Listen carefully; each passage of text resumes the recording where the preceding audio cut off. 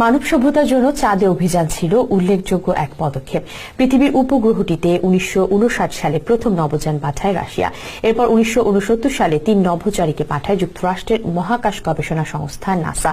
চাঁদের পিঠে প্রথম পা রাখেন নীল আর্মস্ট্রং এবং অ্যাড্রিন অল্ড্রিন। সেই অভিযানের পর 1972 সাল পর্যন্ত মোট 6 বার মানুষের পা পড়ে চাঁদের বুকে।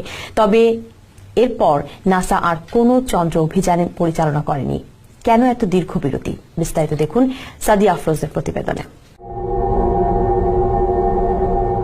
সাম্প্রতিক চীনা অভিযানকে বাদ দিলে বিশ্বের আর কোনো মহাকাশ গবেষণায় সক্ষম দেশই চাঁদে অভিযান চালায়নি। কিন্তু প্রথম চন্দ্র অভিযানেই মানুষ প্রমাণ করেছিল বিজ্ঞান ও প্রযুক্তিতে অনেক এগিয়ে গেছে সভ্যতা। কিন্তু কেন মানুষ আর চাঁদে গেল না?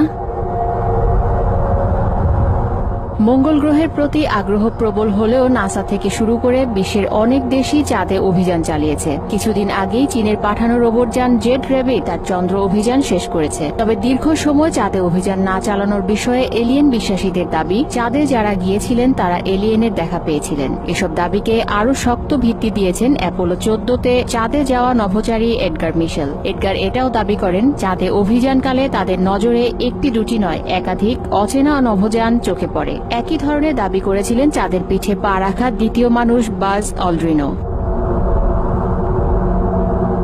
সব তথ্য উপাত্ত থেকে এলিয়েন বিশ্বাসীদের মত হচ্ছে, চাঁদে যে উন্নত প্রাণের অস্তিত্ব রয়েছে তা নাসা ঠিকই বুঝতে পেরেছিল। চাঁদে বুদ্ধিমান প্রাণীদের সঙ্গে তাদের যোগাযোগও হয়, তবে সেসব তথ্য ও ছবি সাধারণ মানুষের কাছে গোপন করে ফেলে নাসা। এসব কারণেই হয়তো চন্দ্র অভিযান স্থগিত করে এখন মঙ্গলের প্রতি ঝুঁকেছেন গবেষকরা। Sadia Afroz, TVN24 news desk.